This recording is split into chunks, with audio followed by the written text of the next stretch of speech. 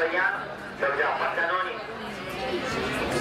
atletica Alta Valseriana, Anna Cisetti, Santi Nuova Olonio, Lucrezia Curcio, Vincito Gettazzuri, Valentina Berti, Viviana Luisio Mascialdo, Alessia Valle, gruppo alpinistico Bertovese e Eva Volpari per la Piemona Sportiva Atletica Basement,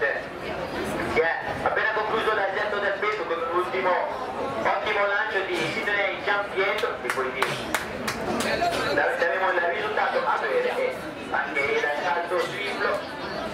si è appena concluso, quindi spazio là solo ed esclusivamente alle corse.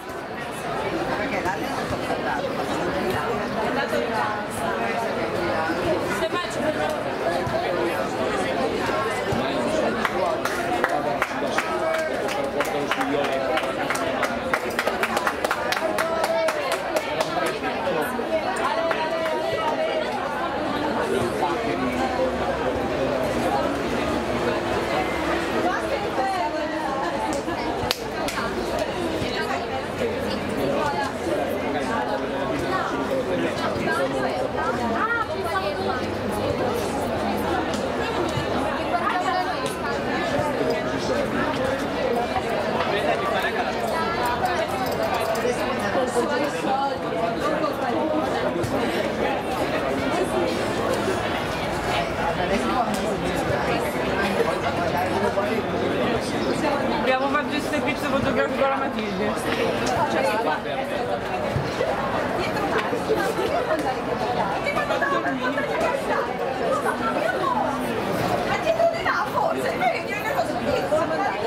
Quella era la mia attività, non è che andiamo più avanti. È un libro che, come vi diciamo, è andato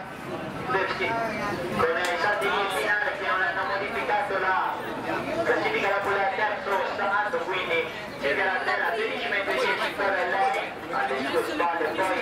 con la 13,55 la testa di Vedano Alessia, la testa di casa Somma che resta a 12,31 mentre sale sopra